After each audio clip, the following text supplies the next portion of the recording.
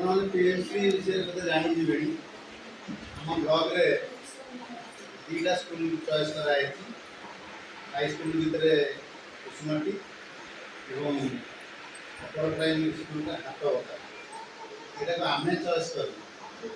ଆପଣମାନଙ୍କର ସହଯୋଗ ଏବଂ ଆପଣମାନଙ୍କର କାର୍ଯ୍ୟକଳାପ, ଏ ବିଦ୍ୟାଳୟର କାର୍ଯ୍ୟକଳାପ, ଏ ବିଦ୍ୟାଳୟର ଶିକ୍ଷକ ଶିକ୍ଷୟିତ୍ରୀ ଏବଂ ଛାତ୍ରଛାତ୍ରୀ ସେମାନଙ୍କର ଯେଉଁ ଆକ୍ଟିଭିଟି ସେଇଟା ପିଏମ୍ସିରେ ଯୋଡ଼ି ହେଇଗଲା।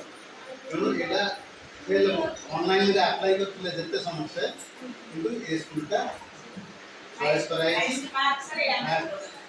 ଫାଷ୍ଟ ମାର୍କ ଇଏ ସ୍କୁଲଟା। ତେଣୁ ସେଥିପାଇଁ ମୋ ତରଫରୁ ଆପଣମାନଙ୍କୁ ଅଶେଷ ଅଶେଷ ଧନ୍ୟବାଦ।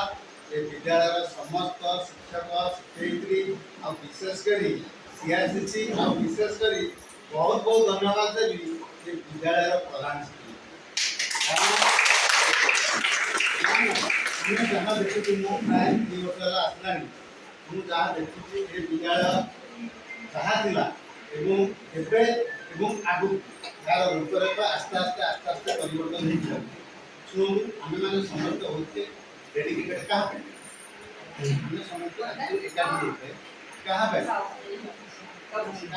କାହା ଆଗକୁ ନେବା ପାଇଁ ଆମେ ସମସ୍ତେ ଆମ ପିଲାମାନଙ୍କୁ। ତେଣୁ ପିଲାମାନଙ୍କର ଗୁରୁ ଦାୟିତ୍ୱ ଯେ କେବଳ ଶିକ୍ଷକ ଶିକ୍ଷୟିତ୍ରୀ ତା ନୁହେଁ, ଏ ଲିମିଟ୍ ସୀମା ଭିତରେ ରହିବନି। ତାଙ୍କର ଦାୟିତ୍ୱ ସମସ୍ତଙ୍କର ଅଛି।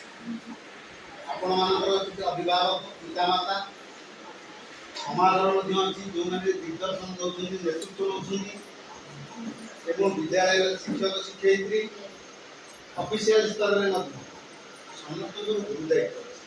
କାରଣ ପିଲାଟି ଯେତେବେଳେ ବଡ଼ ହେବ, ନିଜ ଗୋଡ଼ରେ ଛିଡ଼ା ହେବ ଏବଂ ସେ ତାର ସାଂସାରିକ ଜୀବନ, ତାର ଲାଇଫଟାକୁ ସେ ଚଳେଇବ। ଯଦି ସେ ଗୋଟେ ଖରାପ ବାଟକୁ ଚାଲିଗଲା, ଆମେ ସେ ପିଲାଟାକୁ ଭୁଲ ଦେବା ନିହାତି।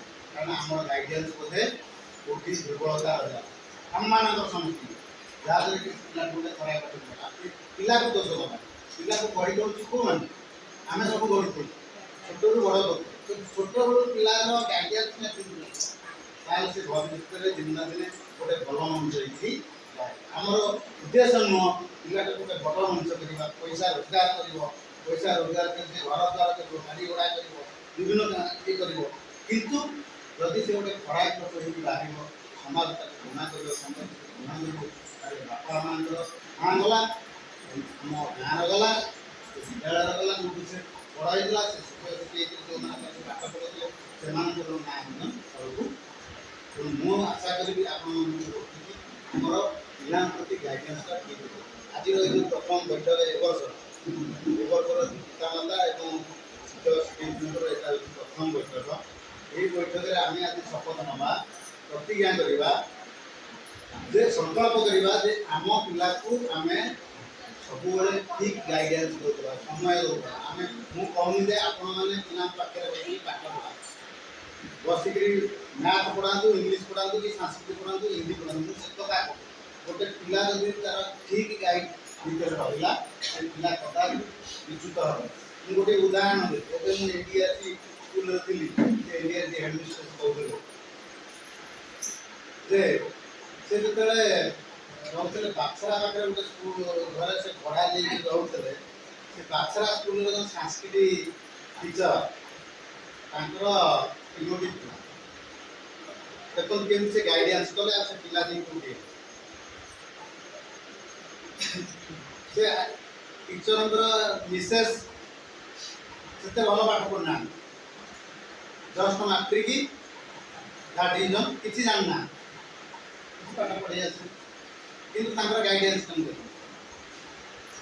ସେ ସବୁବେଳେ ସନ୍ଧ୍ୟା ହେଲା ମାନେ ପିଲାଙ୍କୁ ବସେଇବେ, ତମେ ପଢ଼।